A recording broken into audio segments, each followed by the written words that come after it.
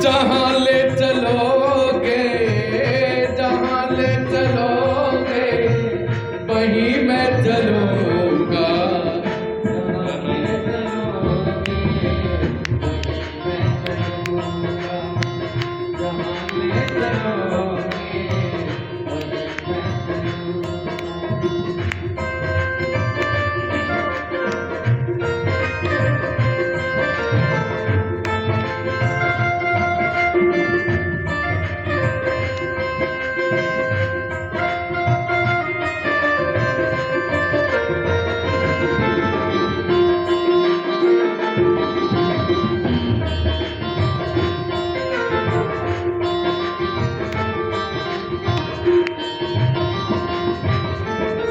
जहाँ नाथ रख दोगे, जहाँ नाथ रख दोगे, वहीं मैं रहूँगा। जहाँ ले चलोगे, वहीं मैं चलूँगा। जहाँ नाथ रख लोगे, जहाँ नाथ रख लोगे, वहीं मैं रहूँगा। जहाँ ले चलोगे, वहीं मैं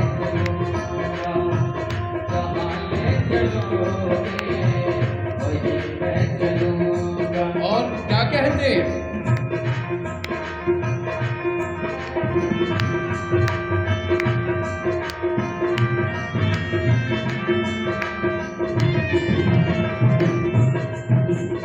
ये जीवन समर्पित शरण में तुम्हारे, ये जीवन समर्पित शरण में तुम्हारे, ये जीवन समर्पित शरण में तुम्हारे, ये जीवन समर्पित शरण में तुम्हारे।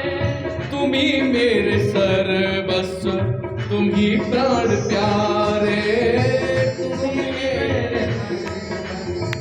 तुम ही प्राण प्यारे, तुम ही मेरे सर्वस्व, तुम ही मेरे सर्वस्व, तुम ही प्राण प्यारे। और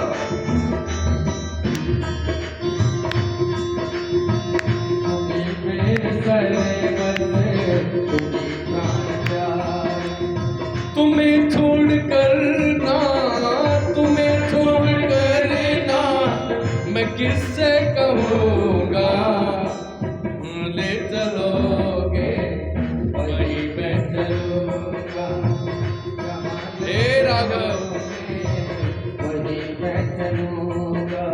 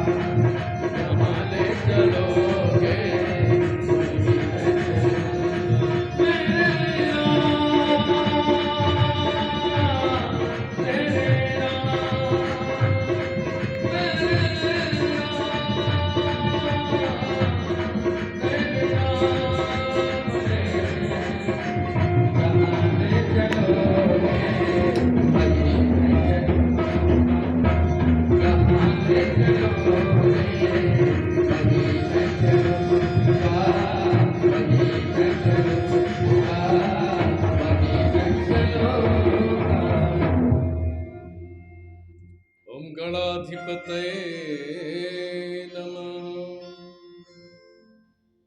आइए हनुमंत पधारिए, कथा कहूँ सुमति अनुसार। प्रेम सहित आसन धरूं, स्वागत पवन कुमार।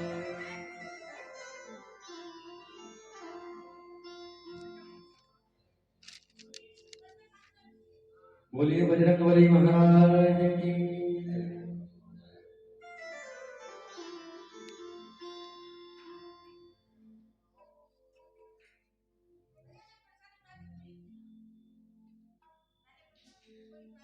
भाल त्रक श्रम बिंदु सुहाए, बाल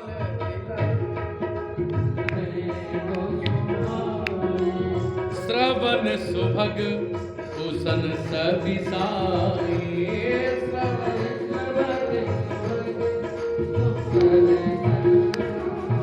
जैसे ही भगवान के दर्शन जानकी जी ने किए, दर्शन से एकदम आनंदित हो गई, प्रफुल्लित हो गई, प्रसन्नचित हो गई और नेत्र बंद कर लिए। सखियों ने पूछा, जानकी जानकी, अरे इतना सुंदर दृश्य तू क्यों छोड़ रही है?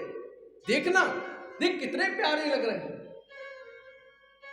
जानकी जी बोली, अगर मैंने नेत्र खोले तो मैंने इन्हें हृदय में बसा लिया, कहीं ऐसा ना हो नेत्र के बाहर से, नेत्र के द्वारों से बाहर निकल जाए, इसलिए मैंने पलक रूपी किवाड़ नेत्र की बंद कर रखी है।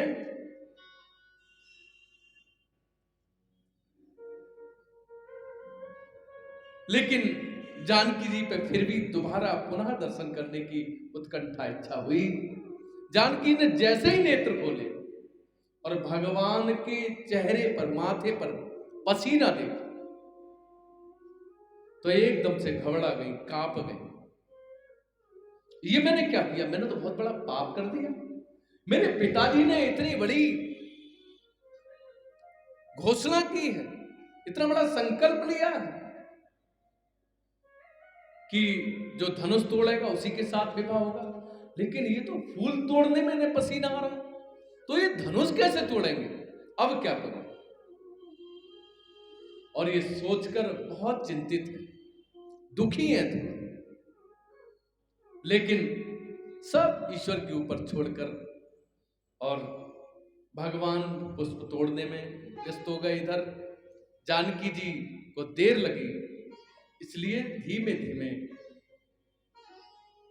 गोस्वामी जी लिखते हैं, गई भवानी भवन बहोरी, गई भवानी भवन बहोरी, बंद चरण बोली कर जोरी, बंद चरण बोली कर जोरी। हाथ जोड़कर देवी जी के भवन गई और हाथ जोड़कर माथा रख के प्रणाम करके और कहती हैं, देवी मां, जय जय गिरिवर राज किशोरी, जय जय गिरिवर राज किशोरी, जय महेश मुख चंद्र चकोरी, जय महेश मुख चंद्र चकोरी। कह दिया हाथ जोड़कर, जय जय गिरिवर राज किशोरी। हे गिरिवर, गिरिवर कौन? हिमांचल, गिरिवर की बेटी। हे जानकी, मैना हिमांचल की बेटी है ना? जय जय गिरिवर राज किशोरी, हिमांचल राजा की बेटी कौन है? पार्वती जी। और जय महेश मुख चंद्र चकोरी, भगवान शंकर के नेत्रों को आपका मुख चंद्र से भी अधिक सुंदर लगता है, अर्थात अति प्रेम करते हैं। ऐसे भगवान शंकर जैसे आपके मुख चंद्र को चकोर है। और जय गजबदन सदानन माता, गणेश जी और सदानन कौन? कार्तिकेय जी की मां। जगत जननी दामिनी दुतिका, सारे संसार के दुख और दरिद्र का शीघ्र हर लेने वाली ऐसी मां भवानी आपके चरणों में प्रणाम है। और जानकी जी ने ये कहते हुए अपने सारी बात सीधे सीधे माला अर्पण की मां को, और उसके बाद अपनी सारी बात यथावत कह दी। मां, हमने एक बहुत बड़ा अपराध कर दिया है। हमने भाव में आकर किसी को चुन लिया है और उसे हृदय में बिठा लिया है। अब तेरी इच्छा, सब कुछ तुम्हारे चरणों में समर्पित है। हम सनातनी हैं, हमारे यहां एक ही वर की परंपरा है, इसलिए मां हमने तो चुन लिया, अब आपके आशीर्वाद की आकांक्षी हैं। उसी समय सुन सिय सत्य आशीष हमारे,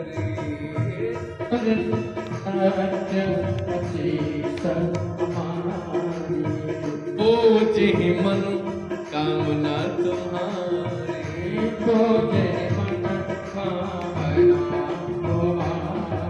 ऐसा लगा साक्षात देवी जी प्रकट होकर कह रही है, पार्वती देवी तुम्हारी मनोकामना पूरी होगी। मन जाहि राचे मिले सोवर, सहज सुंदर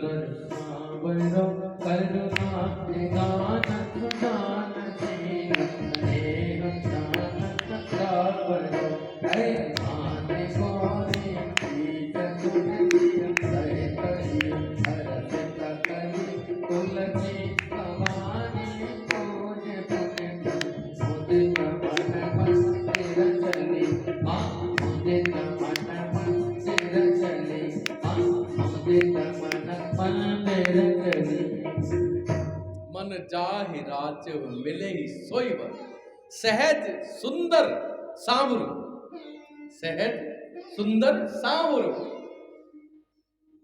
जो तुम्हारे मन में सहज सुंदर सांवरा, कौन? भगवान राम। जो तुम्हारे मन में है देवी, वही वर तुम्हें प्राप्त हो, ऐसा आशीर्वाद दिया।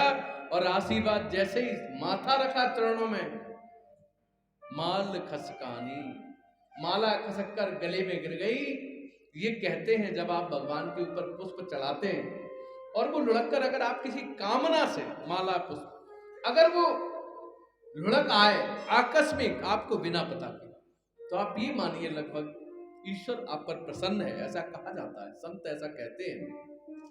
और वही हुआ, माला खसक कर गले में गिर गई। सब सखियां बहुत प्रसन्न हैं, जानकी तुम्हारी मनोकामना फलित हो गई, देवी जी ने तुम्हें आशीर्वाद दिया है।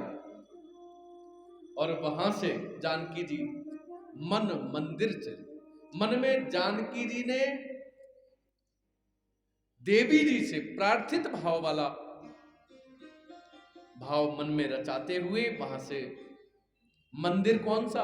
पहले घर को मंदिर कहते थे, आगे आप सुनेंगे प्रत्येक घर मंदिर हुआ करता था।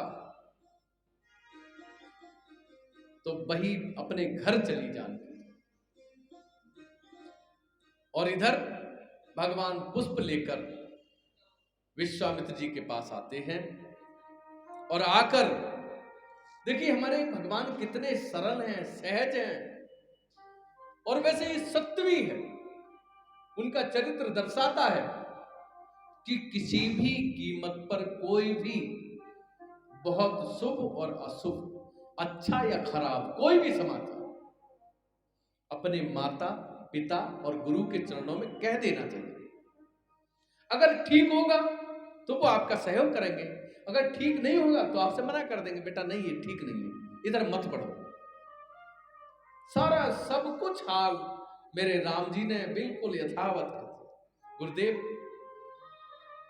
जनक जी की पुत्री है ना जानकी, वो आ गई थी वहां, और हमने उनके घुंघरों की आवाज सुनकर हमारा मन आह्लादित हो, सारी घटना ज्यों की त्यों बता दी।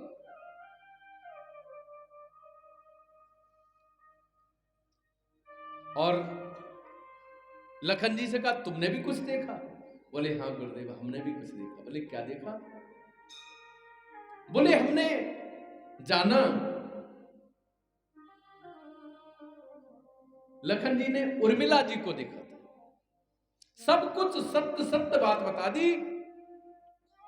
और अगर अकेले राम जी की बात होती तो गुरुदेव राम जी को ही आशीर्वाद देते, लेकिन उन्होंने साफ साफ कह दिया, सुनो राघव, दोनों भाइयों को आशीर्वाद है क्या? सुफल मनोरथ हो तुम्हारे, सुफल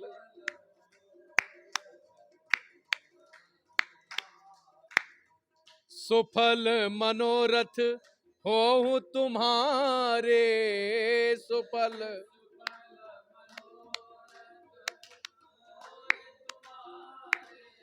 राम लखन सुन भय सुखारे, राम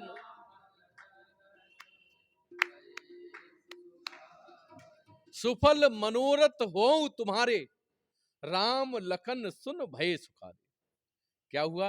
अगर अकेले राम को आशीर्वाद की बात होती तो राम की ही चर्चा करते गोस्वामी जी।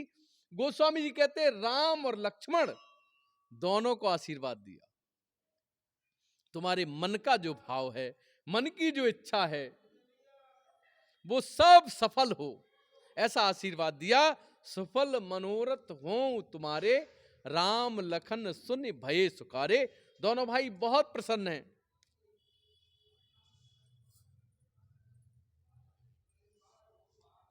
प्रातः रात्रि शयन किया गुरुदेव के पैर दाबते दाबते राम लक्ष्मण ने। प्रातः जागरण हुआ, नित्य कर्म करके गुरु जी के पास आए, चरण कमलों में प्रणाम किया, और इधर जनक जी ने सदानंद जी को बुलाया और गोस्वामी जी ने लिख दिया, सदानंद तब जनक बुलाए, सदा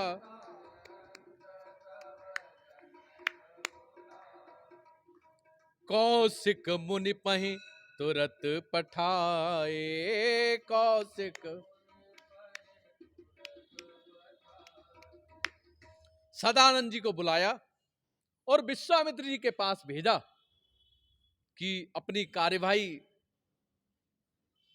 पूरी की जाए धनुष यज्ञ की। इसलिए सबसे पहले वरिष्ठ ऋषि अपने यहां पधारे हैं, जिनका नाम विश्वामित्र है, उनके राजकुमारों के साथ मुनि विश्वामित्र को ले आई। ऐसा सदानंद जी से कहकर भेजा और सदानंद जी गए और उन्हें लेकर आते हैं साथ में।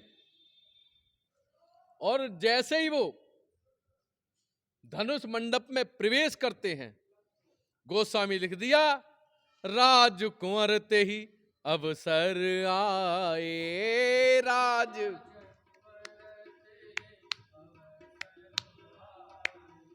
मनहु मनो हरता तन ताए, मनहु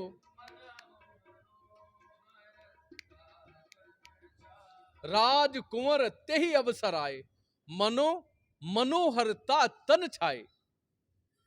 जैसे ही दोनों राजकुमार आए विश्वामित्र जी के साथ, उसी समय ऐसा लग रहा है जैसे साक्षात मनोहरता यानी सुंदरता दो राजकुमारों के रूप में जनक के आंगन में प्रवेश हुई हो। सब देखते के देखते ही रह गए, जिसने रूप देखा सब मोहित हो गए, भाव में डूब गए। चाहे भी कोई भी हो, जिसने भी दरवाजे की तरफ जैसे ही कदम अंदर रखा भगवान ने धनुष यज्ञ के मंडप में, सब उन्हें उधर देखा और देखते ही रह गए। इतनी मोहिनी मूरत, इतनी सुंदर सूरत को कब देखा था? पहली बार देखा। गोस्वामी जी लिखते हैं ऐसा नहीं है, सबका अपना अपना भाव था, क्योंकि जैसा आप भाव बनाएंगे वैसा ही आप देखेंगे। राजकुंवर तेहि अवसर आए, जसवर ते अवसर आए, मनहु मनो हरता तन छाए, मनहु मनोहर तातन छाए, जिनके रही भावना जैसी, जिनके रही भावना जैसी, प्रभु मूरति देखी दिन तैसी, प्रभु मूरति देखी दिन तैसी। सबकी निगाहें उन्हीं में व्यस्त हैं। मनोहरता ऐसी इससे पहले कभी किसी ने देखी नहीं थी। जैसी जिसकी भावना थी, जैसी इसकी साधना थी, जैसा जिसका भजन था, जैसी जिसकी कामना थी, जैसी इसकी दर्शन कक्षा थी, उसी रूप में भगवान को सबने देखा। जनक सुनैना ने कैसे देखा? अपने पुत्र के रूप में देखा।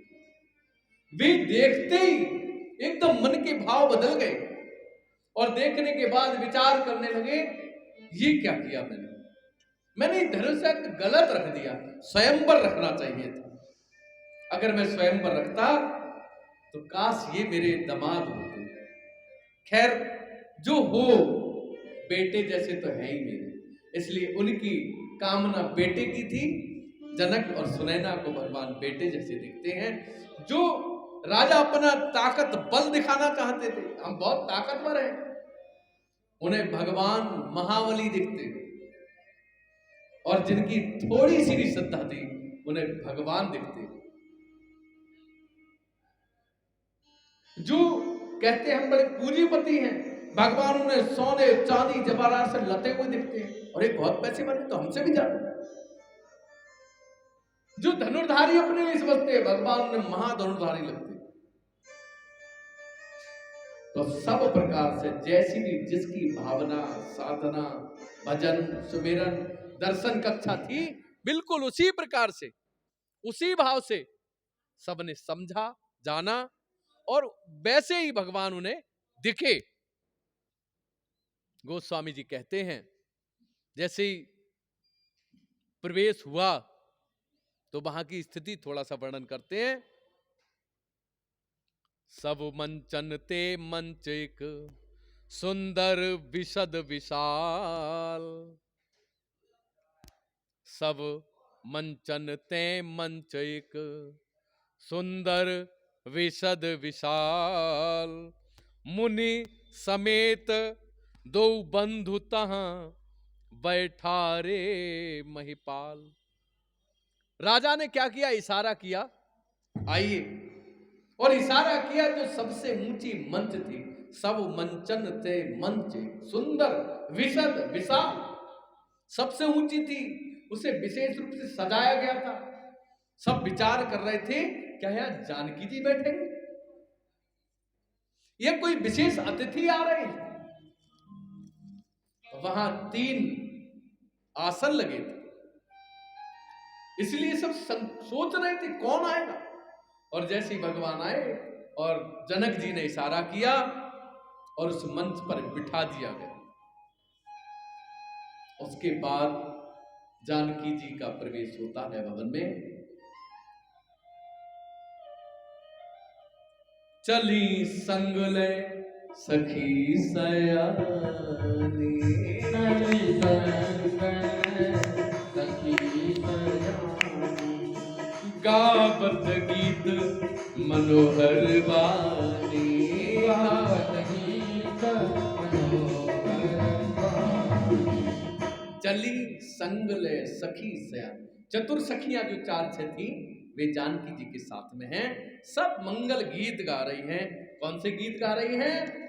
बहुत भाव से, आनंद से, प्रेम से सब गाते हुए चल रही हैं। धीरे चलो सुकुमार, ओ धीरे चलो सुकुमार, सुकुमार सिया प्यारी, धीरे चलो सुकुमार, सुकुमार सिया प्यारी, धीरे चलो सुकुमार, सुकुमार सिया प्यारी, धीरे चलो सुकुमार।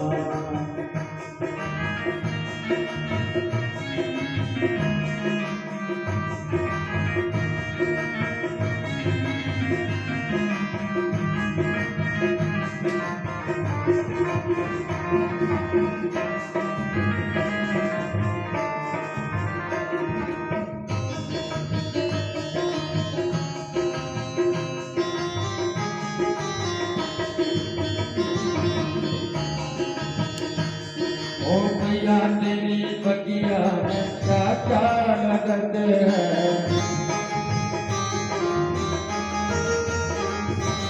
मैया तेरी बगिया में क्या क्या लगते हैं, निबुआ नारंगी अनार, अनार सिया प्यारी, धीरे चलो सुकुमार, सिया प्यारी, धीरे चलो सुकुमार।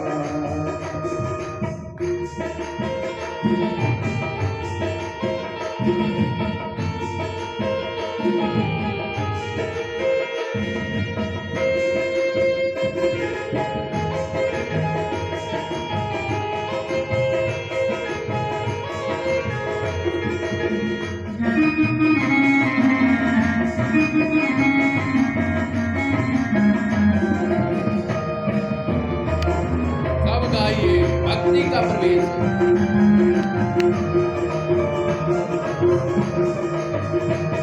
ओ मैया तेरी महफिल में क्या क्या बचत है,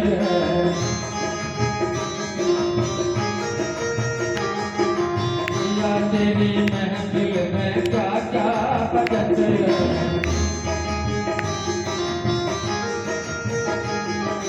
कबला सारंगी के तार, ये तार सिया प्यारी, कबला सारंगी के तार, ये तार सिया प्यारी, धीरे चलो सुकुमार, सुकुमार सिया प्यारी, धीरे चलो सुकुमार, सुकुमार सिया प्यारी, धीरे चलो सुकुमार।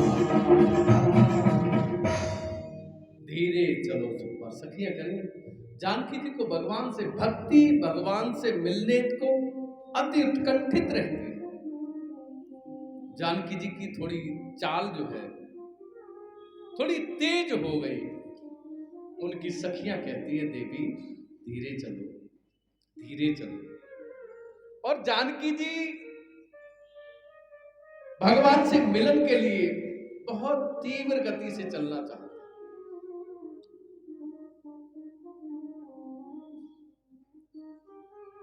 जानकी जी जैसे ही प्रवेश की है, भक्ति का सुगंध का वातावरण, सुगंधित वातावरण हो गया, भक्तिमय वातावरण हो गया, आनंदित वातावरण हो गया। क्योंकि जहां साक्षात जगत जननी मां लक्ष्मी की अवतार जानकी बैठी हूं, और जहां देवादिदेव महादेव के भी देव भगवान आदि नारायण के अवतार राम बैठे हों, तो वहां सुगंधी क्यों ना। बोले जनक जी ने इशारा किया, जानकी जी अपने स्थान पर बैठी जहां उनका आसन था, भगवान के आसन से थोड़ा नीचा आसन, सहेलियों के साथ बैठी है। तभी जनक जी के कहने पर बोले बंदी बचनवर सुनहु सकल महिपाल।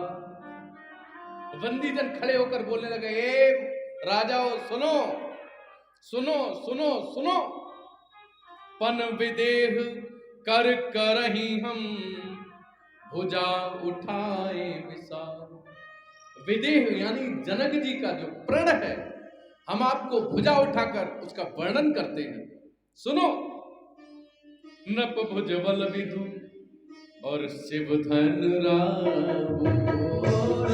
भुज बल विधु शिव धनु राहु, गरुए कठोर विदित सब काहू। बरोबर कठोर विदित सब काहू। क्यों इतना कठोर कैसे है? नृप भुजबल और शिव धन कौन? राहु। शिव धनु कैसा है? ऐसा लगता है शिव के धनुष ने राजाओं का बल पर ग्रहण लगा दिया हो। भुजबल और शिव धन कौन है? शिव धनु राहु।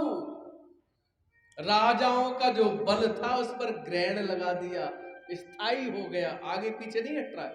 जैसे सूर्य ग्रहण चंद्र ग्रहण होता है तो वो स्थिर हो जाता है, ढक जाता है, दिखता भी नहीं है और काम भी नहीं करता। इसी प्रकार से राजाओं का बल उसे कह रहे हैं कि जो शिव धनुष है वो राजाओं के बल को ग्रहण के समान, और गरुए कठोर विदित सब जानते हैं सारे संसार में कि बहुत कठोर है, बहुत भारी है। क्यों? क्योंकि रावण भी आया, अहिरावण भी आया। रावण बान महाभट भारे, देख सरासन गवई सिधारे। लेकिन कहीं कहीं चर्चा थोड़ी अलग। रावण भी आया, अहिरावण भी आया, सहस्त्रार्जुन आया, लेकिन कोई धनुष को हिला तक नहीं पाया। लेकिन कहीं किसी रामायण में चर्चा और भी है, संतों के मुख से भी हमने सुना है राम कथाओं में, कि रावण को पता था कि जगत जननी मां है ये, इसलिए उसने धनुष को छुआ भी नहीं, प्रणाम करके चला गया और सब लोगों को महसूस करा दिया कि मुझ पे उठा नहीं। रावण बहुत विद्वान था। और एक बात और भी आती है, जब रावण यहां से जा रहा था, बाहर निकल रहा था, तो राम जी से भेंट हुई है। राम और रावण का पहला साक्षात्कार इसी धनुष यज्ञ में हुआ था। तब हाथ जोड़कर रावण ने पहले पहचान लिया, अच्छा, मन ही मन प्रणाम भी किया। और राम जी ने ब्राह्मण जानकर, विद्वान जानकर, हाथ जोड़कर, सर झुकाकर रावण को प्रणाम किया। तब रावण ने कहा आपसे बात करनी है थोड़ी सी, और अलग ले जाकर रावण ने राम जी से बात की। बोले मुझे पता चला है आपका अवतार हो गया है, एक निवेदन है। बोले क्या? जब भी हमसे आपका युद्ध हो तो सारे परिवार को मुक्त करने के बाद अंत में मुझे मुक्त करो। रावण ने राम जी से वचन ले लिया था, ऐसा कथा में आता। क्योंकि रामायण सतकोटि अपारा, करोड़ों रामायणों की चर्चा है। तो रावण भी उस धनुष को हिला तक नहीं पाया। त्रिभुवन जय वो कहते हैं, सुनो, सोई पुरारी को दंड कठोरा, सोई पुराण को दंड कठोरा, राज समाज आज जोई तोरा, राज समाज ये वही धनुष है जिसे सहस्त्रार्जुन रावण भी हिला तक नहीं पाए। और ये सोई पुरार कूद, ये भगवान शंकर का वही धनुष है, कठोर धनुष। और राजा जनक की घोषणा है कि जो इस धनुष को तोड़ेगा त्रिभुवन जय समेत वैदेही, तीनों लोकों में उसकी जय जयकार होगी और वैदेही उसकी हो जाएंगी। विनही विचार वरई हटते, वो चाहे कैसे भी रूप का हो, कैसे भी रंग का हो, कैसे भी ढंग का हो, कैसे भी मत का हो, चाहे वो पैसे वाला हो या गरीब, जानकी बिना विचारे उसके गले में माला डाल देंगी। ये राजा जनक का संकल्प है। और जैसे ही संकल्प सुना और इशारा देखा, क्या हुआ? परिकर बांध उठे अकुलाए, परिकर बांध उठे अकुलाए, चले इष्ट देवन सिर नाए, चले इष्ट देवन सिर नाए। एक एक करके उठे, कमर बांधी और एकदम से दंड बैठक लगाई, दिखाया मुझे बहुत बल है जैसे। भगवान को सिर झुकाया, प्रणाम किया। और मंगल के देवता कौन है? प्रारंभिक देवता कौन है? वे उन्हें प्रणाम करते हैं। किन्हें प्रणाम करते हैं? गणेश जी को प्रणाम। गणेश जी, हमारी मनोकामना पूरी करना। आप तो मंगल के देवता हैं, तो मन की कामना पूर्ण करना, मन के देवता हो गणेश। और जिनके कछु विचार मन माए, जिनके कछु विचार मन माए, चाप समीप महीप न जाने, चाप समीप महीप न जाने। जिनके कछु विचार मन माही, चाप समीप महीप न जाने। कुछ राजा ऐसे थे जिन्हें जब ये पता चला जनकपुरी में आके, उन्हें पता चला ये तो जनक की बेटी है नहीं, फिर किसकी बेटी है? ये तो भूमि की बेटी है, पृथ्वी की बेटी है। इनका जन्म तो पृथ्वी से हुआ है। जब आए थे तब ये सोच कर आए थे कि जनक की बेटी का ये धनुष यज्ञ है, ये सोच कर आए थे। लेकिन बाद में पता चला अरे ये तो भूमि की बेटी है, तो पृथ्वी की बेटी है। और हम कौन है? हम भूपति हैं। हम कौन है? भूपति हैं। और भूपति होने के नाते ये कौन हुई? हमारी बेटी हुई। और बेटी से बाप विवाह नहीं कर सकता, इसलिए चाप समीप महीप न जाए। जिनके ये विचार थे कि बेटी से विवाह नहीं किया जा सकता, इसलिए वे उठे ही नहीं। लेकिन जिनके मन में काम था, अहंकार था, वे बोले अरे, उन्होंने पूछा भैया तुम क्यों नहीं जा रहे? बोले नहीं हम नहीं जा रहे, तुम जाओ। अरे बोले काहे आदमी है, इसके शरीर में जान नहीं है, वैसे ही आके बैठ गया होगा, वैसे ही देख रहा होगा, ये तो हिला भी नहीं पाएगा। अभी देखो मैं तोड़ के आता हूं।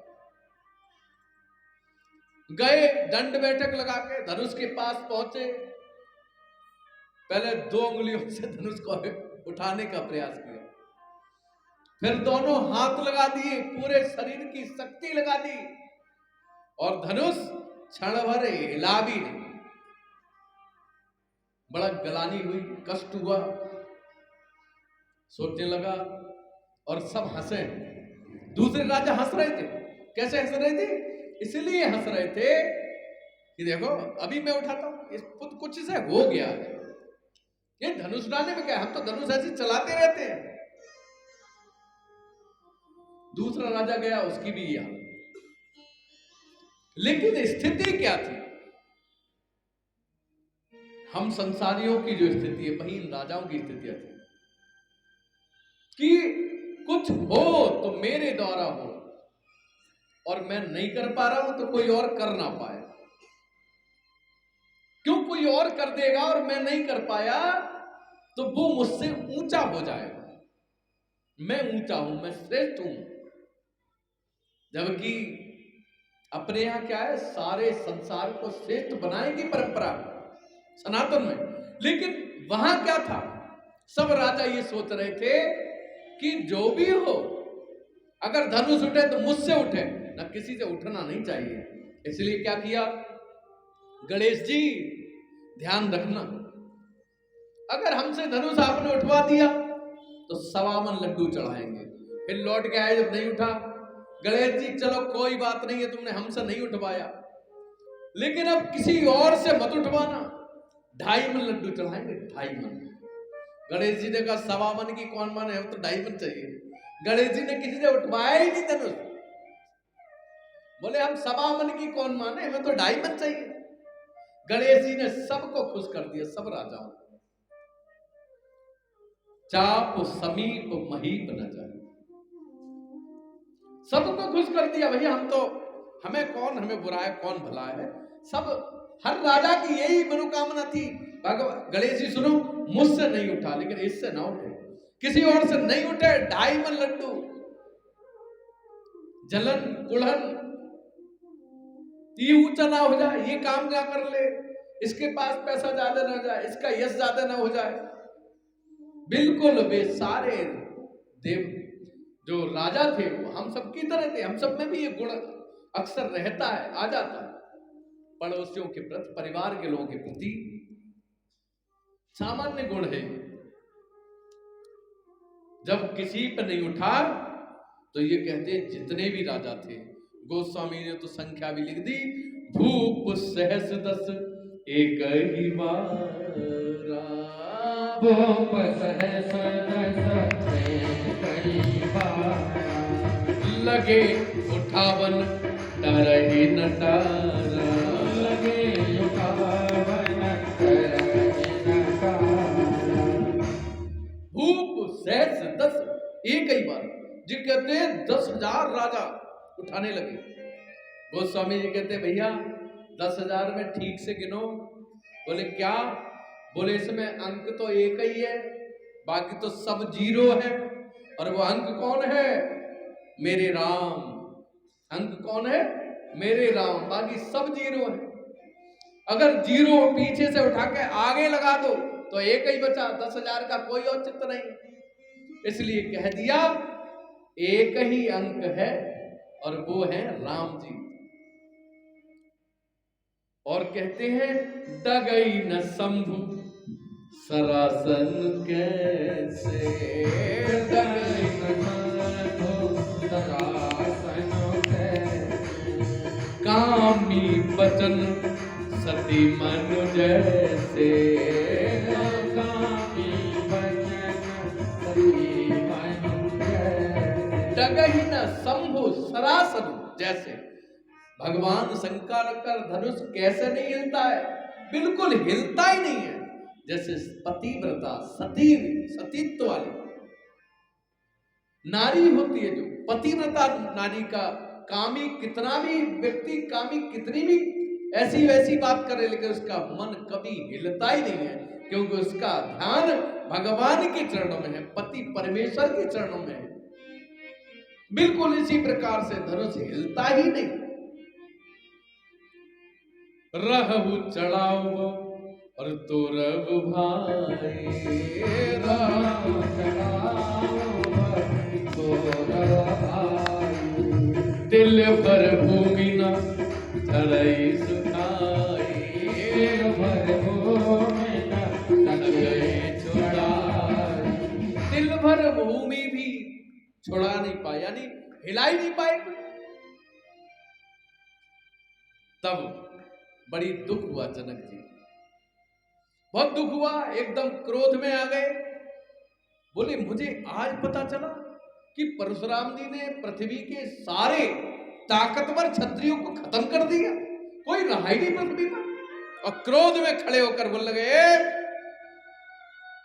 अब जन को माखे भट माने, अब जन को माखे भट माने, पीर विहीन महिमय जाने, पीर विहीन महिमय जाने। आज मुझे पता चला है पृथ्वी वीरों से खाली हो गई, धनुष नहीं उठ रहा किसी पे।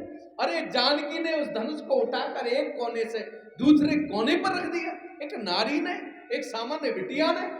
और कैसे राजा हो, किसी में धनुष नहीं उठता। और क्रोध में आके अपमान भरी बात कह दी। बोले सुनो, ताजा हुआ, अब दिमाग से निकाल दो, निज निज गृह जाओ, अब विवाह की आस छोड़ दो, अपने अपने घर जाओ। लिखा न विधि वैदेही विभाऊ। हमें लगता है विधना को, भगवान को, ईश्वर की इच्छा जानकी का विवाह है नहीं। जैसे इतनी बात कही, वीर विहीन महिमय जानी, लखन जी की तो आंखें लाल लाल हो रही थी पहले से। और एकदम से भगवान की ओर इशारा किया, प्रभु मैं कुछ बोलना चाहता हूं। गुरुदेव को प्रणाम किया और एकदम खड़े हो गए। भगवान से कह दिया, भगवान की आज्ञा भी, भगवान ने मना तो किया नहीं लेकिन कह नहीं पाए, तब तक तो खड़े हो गए। बोले रघुवंशिन महा जहां को होई, रघुवंशिन महा जहां को होई, तेहि समाज अस कहे न कोई, तेहि समाज कहे न कोई। ए मूल जनक बहुत गलत भाषा बोल, मूर्ख जनक बोल गए। रघुवंशिन महा जहां को होई, जहां पर हम रघुवंशियों में से एक भी होता है, ऐसी भाषा कोई बोल नहीं सकता। आपकी बोलने की हिम्मत कैसे हुई ये भाषा बोलने की। और सुनो, कही जनक जैसे अनुचित वाली, सारे राज समाज को खड़े होकर बोल दिया। जैसी भाषा जनक ने बोली है, विद्यमान रघुकुल सन जानी, रघुकुल के सूर्य साक्षात बैठे हैं, उनके सामने ये भाषा, ये असभ्यता है, ठीक नहीं है। और अगर धनुष उठा नहीं, वीरता है, तो सुनो, सुमेरु पर्वत को उठाकर मसलकर मैं फेंक दूं गेंद की तरह, पृथ्वी को उठाऊं गेंद की तरह उछाल दूंगा आकाश की ओर, हाथ से मसल के रगड़ रगड़ के टुकड़े टुकड़े करके समुद्र में फेंक दूंगा। एकदम से पूरी हला चला आ गए, सब घबरा गए, कांप गए, ये क्या हुआ। हे प्रभु, आपकी सौगंध खाकर कहता हूं, अगर मैं ये सब नहीं कर पाया तो क्षत्रिय तो धर्म छोड़कर भिक्षा मांगकर गुजारा कर दूंगा। रघुवंशी यहां दो दो बैठे हैं और आप ऐसी भाषा बोलते हैं। ऐसा लग रहा है साक्षात वीर रस लखन के रूप में घोषणा कर रहा है। भगवान और जानकी जी एक दूसरे की तरफ देखकर मुस्कुरा रहे। जानकी जी को विश्वास हुआ, जरूर अब तो धनुष टूटेगा, मां पार्वती जी ने जो आशीर्वाद दिया है फलित होगा। जानकी जी और भगवान एक दूसरे की तरफ देखकर मुस्कुरा रहे हैं। भगवान बोले, लखन, जब सूर्योदय होता है ना, तो पहले लालिमा आती है, सूर्य बाद में उदय होता है। ये रघुकुल का सूर्य है ना, वो लालिमा तो तूने बिखेर दी और अब सूर्य के रूप में मुझे खड़ा होना पड़ेगा। लेकिन थोड़ा सा संकोच है। क्या संकोच है? गुरुजी आज्ञा तो दें। भगवान ने लखन जी को इशारा किया, लखन जी आके बैठ गए। इतना बोलकर चीख कर माहौल गर्म करके बैठ गए। और बैठने के बाद विश्वामित्र जी ने घड़ी देखी, पल देखे, समय देखा और तुरंत कहा, ए राघव, उठो राम, उठो राम। भगवान तुरंत खड़े हो गए। जी गुरुदेव, आज्ञा करें, क्या करना है? भंजऊ भव चापा, इस धनुष को तोड़ दो। अब वहां राजा वगैरह सब बोले कि धनुष तोड़ने की बात तो ये घोषणा हुई नहीं थी, धनुष पे तो प्रतिज्ञा चढ़ाने की बात हुई थी, लेकिन ये क्या कह रहे हैं, तोड़ दो धनुष। बोले राघव उठो, धनुष को तोड़ दो। अच्छा गुरुदेव, जैसी आपकी आज्ञा। और सुनो, मेटहु तात जनक परिताप, जनक जैसा भक्त जो देह में कभी रहता नहीं है विदेही है, आज वो देह में आकर क्रोध कर गया, चैलेंज कर गया। इसलिए उठो, इस धनुष को तोड़ दो, खंड खंड कर दो। सुन गुरु बचन चरण सिर नावा, सुन गुरु वचन चरण सिर नावा, हरस विषाद न कछु मन आवा, हरस विषाद न कछु मन आवा। भगवान जैसे ही उठे, भगवान को धनुष तोड़ना था, भगवान उठे और उठने के बाद सबसे पहले गुरुदेव के चरणों में प्रणाम किया, सभी सभा को हाथ जोड़ के नमस्कार किया, राजा रानी को भी नमस्कार किया और ऐसे चले। कैसे चले? सहजई उठे सकल जग स्वामी, सारे संसार के इष्ट देवता सर्वोच्च शक्ति। कैसे चले? सहज सहज ही चले। उदित उदयगिरि बाल पर रघुबर बाल पतंग, बेहसे विकसे संत सरोज सब, हर से लोचन वृंद। क्या हुआ? जैसे ही भगवान उठे, सब अंदर से जो चाहते थे जानकी से विवाह हो। एक बार को जनक भी प्रसन्न हुए, लेकिन सुने प्रसन्न तो सभी हुए, घर पक्ष के लोग, लेकिन प्रसन्नता में संदेह था। संदेह क्या था? एक सखी से बोली, मैना जी, सुनैना बोली, ये राजा क्या कर रहे हैं? अभी और थू करानी है क्या? एक से एक तगड़े बलशाली राजा इस धनुष को नहीं तोड़ पाए, ये कल के बालक ये क्या धनुष तोड़ेंगे? तो बोली, सुनो, ये सूर्यवंशी हैं, ऐसी वैसी बालक नहीं है। इनके पिताजी चक्रवर्ती राजा हैं और इन्होंने ताड़का को एक ही बाण प्राण हर लीना, ये बेराम है। और आपको पता नहीं है इनकी कहानी, इनके चरणों से कौन? अहिल्या पत्थर से नारी बन गई। ये बड़े चमत्कारी हैं, ऐसे वैसे नहीं है। महारानी जरूर यही धनुष तोड़ेंगे, इसलिए धैर्य रखो और भगवान से प्रार्थना करो। बोले, वो तो ठीक है, लेकिन मुझे कुछ लग रहा।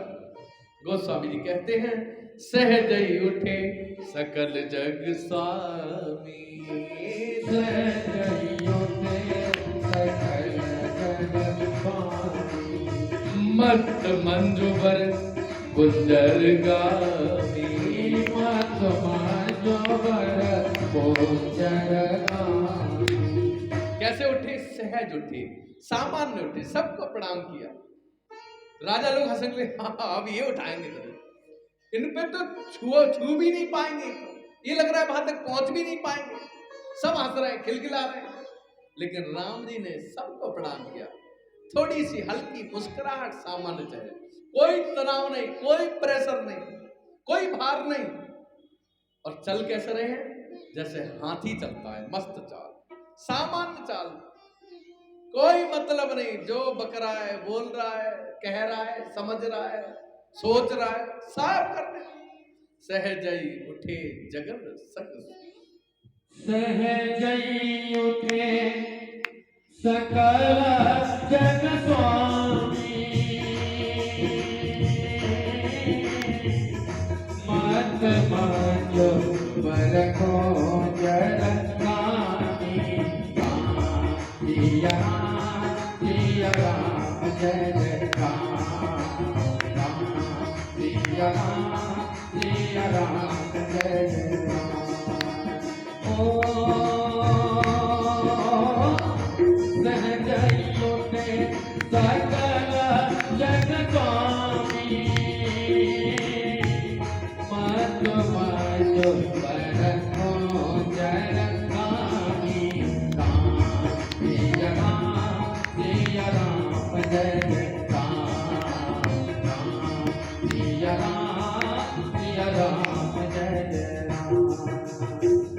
जैसे ही भगवान उठे धनुष की ओर चले, मन ही मन मनाव अकुलानी। जानकी जी मन ही मन में पुनः गणेश जी की प्रार्थना कर रही है, शंकर जी की प्रार्थना कर रही है, पार्वती से प्रार्थना कर रही है, हे प्रभु, हे समस्त देव, आपसे निवेदन है इस धनुष को थोड़ा हल्का कर दे, क्योंकि मेरे प्रभु ने जब फूल तोड़े थे उनके मस्तिष्क पर पसीना आ गया था, तो मुझे थोड़ा संदेह है, और आपके चरणों में निवेदन है समस्त देव कि मेरा संदेह दूर करो। हो प्रसन्न महेश भवानी, हे भगवान शंकर और भवानी मां, आप प्रसन्न हो, थोड़ा इसे हल्का कर दो। अब भगवान सब तरफ निगाह करके देखते हुए जा रहे हैं। जानकी जी के मुंह का थूक सूख गया। जानकी जी ऐसा लगा जैसे कोई पीला जैसा शरीर पड़ गया। अब क्या होगा? सब सोच में है, संकोच में है। उसी समय एक घटना घटित हुई। लखन जी खड़े हुए, भगवान जा रहे थे, लखन जी खड़े हो गए। भगवान पीछे मुड़ के देखिए, लखन क्यों खड़ा हो गया? कहीं ऐसा तो नहीं लखन धनुष तोड़ना चाह रहा? बोले क्या बात लखन? बोले भैया एक मिनट रुकाओ। बोले क्या बात क्या है? बोले नहीं नहीं रुको एक।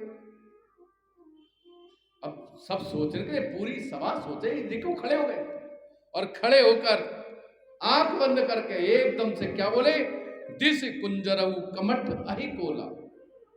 हे दसों दिशाएं, मेरी बात ध्यान खोल कर खुलो। धरऊ धीर, धरऊ धरन धर धीर न डोला। पृथ्वी हिल ना जाए, ध्यान रखना। ए दिक्पालो, सब अपने जो सहयोगी थे, जो पृथ्वी को हिलने ना दें, जिन पे भार छोड़कर आए थे पृथ्वी का, क्योंकि वे शीश पर पृथ्वी रहती थी, आज अपनी जिम्मेदारी और सबको छोड़कर आए हैं, तो कह दिया राम चाहे शंकर धन तोड़ा। भगवान राम शंकर भगवान का भारी धनुष तोड़ना चाहते हैं, इसलिए हो सजग सुने आयस मोरा। भगवान शंकर का धनुष तोड़ना चाहते हैं राम, इसलिए मेरा आशीर्वाद भी है। इसलिए तुम एक चीज ध्यान रखना, सब सतर्क रहना, सावधान रहना, तनिक भी धरती हिल ना जाए। अगर धरती हिल पड़ी तो यहां सब अस्त व्यस्त हो जाएगा। इतना सुंदर जनक जी ने मंडप सजाया है, सबने आश्वासन दिया। उसी समय भगवान धनुष के पास पहुंचे, पुनः गुरुदेव को प्रणाम किया, माता पिता को नेत्र बंद करके वहीं से प्रणाम किया, शंकर जी को प्रणाम किया, अपने गुरुदेव को प्रणाम किया, और धनुष को हाथ जोड़कर प्रणाम किया और आज्ञा ली शंकर भगवान से, प्रभु मैं आपका धनुष तोड़ना चाहता हूं। और ऐसा लगा शंकर भगवान ने आशीर्वाद रूपी आज्ञा दे दी। और हुआ क्या, जैसे ही धनुष को उठाया, एकदम कड़क कड़क की आवाज होने लगी, तेईठन राम मध्य तन तोड़ा। कड़ कड़ कड़ कड़ कड़ कड़ की आवाज हुई, धरे भूमि धुनि घोर कठोरा। जैसे ही भगवान ने धनुष पतंचा चढ़ाई, कड़ कड़ कड़ टूट गया, टुकड़े टुकड़े हुए। भरे भुवन घोर कठोर रव रवि, पार तल मारग चल जय कराय दे गन डोल भई, ऐ कोल गुरु मकर पाले, सुर असुर मुर नर प्राण हीने, सकल विकल विचारहि, कोदंड कंठ राम तुलसी, जयति वचन उचारहि, जयति वचन उचारहि, जयति वचन उचारहि। बोल सीताराम भगवान की जय। आज तक राम थे, आज धनुष टूटते सीताराम। मेरे राम जी ने धनुष को जैसे ही तोड़ा, सबका संशय टूट गया, जानकी जी की प्रतीक्षा टूट गई, और जनक जी देवताओं देवताओं की प्रतीक्षा टूट गई। चाहते हैं देवता जल्दी जल्दी भगवान का विवाह हो, वनवास हो और रावण को मारे, हमारा काम हो। संतों की इच्छा का सम्मान बढ़ा दिया। संत चाहते हैं दर्शन, उनकी भी प्रतीक्षा है, सबरी की प्रतीक्षा है, गीधराज की प्रतीक्षा है, भगवान कब आ रहे, सुतीक्षण की प्रतीक्षा है। और जानकी जी का संशय दूर किया। एक धनुष से तमाम प्रकार की इच्छा अपेक्षाएं भगवान ने पूरी की। जानकी ने सखियों के साथ जयमाला लेकर आ रही है और जानकी जी आई और आकर खड़ी हैं, लेकिन राम जी बड़े हैं और जानकी जी थोड़ी छोटी है, हाथ नहीं पहुंच पा रहा है। और भाव देखो, हो झुकी जइयो रे, हो झुकी जइयो तनक रघुबीर, सिया मोरी पारे है, झुकी जइयो तनक रघुबीर, सिया मोरी पारे। सब गाइए, सीताराम आए हैं। तनक रघुबीर, सिया मोरी छोटी है।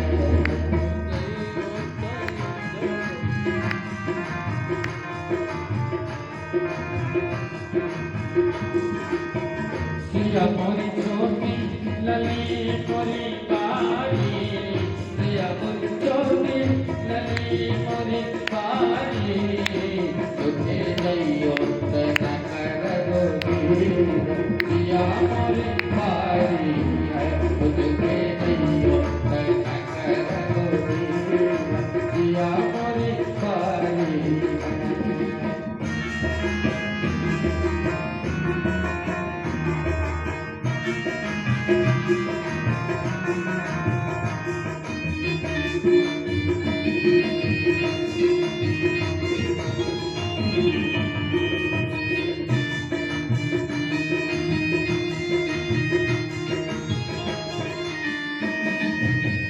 तुम ऊंचे कर पहुंचत नाई,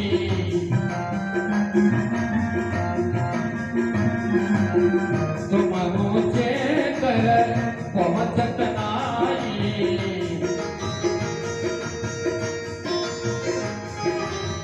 पहुंचत नाही रामा पहुंचत नाही।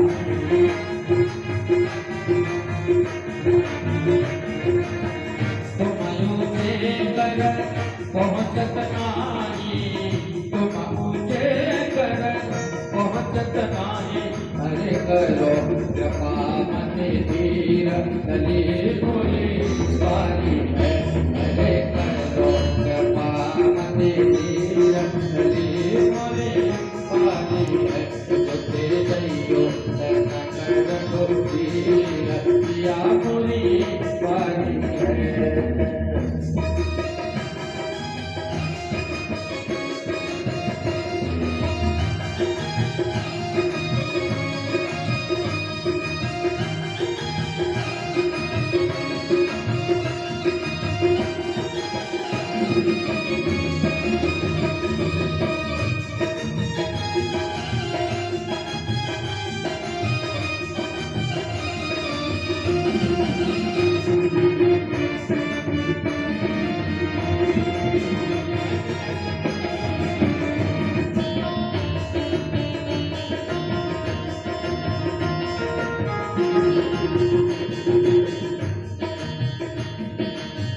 पवनी घड़ी पग दुख न लागे,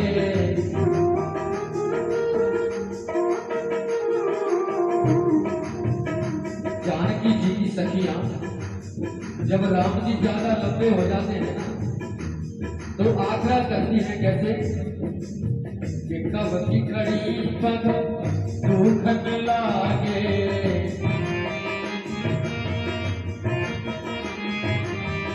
दुख न लागे रामा दुख न लागे, दुख न लागे रामा दुख न लागे, कब की घड़ी पग दुख न लागे, कब की घड़ी पग दुख न लागे, अरे तुम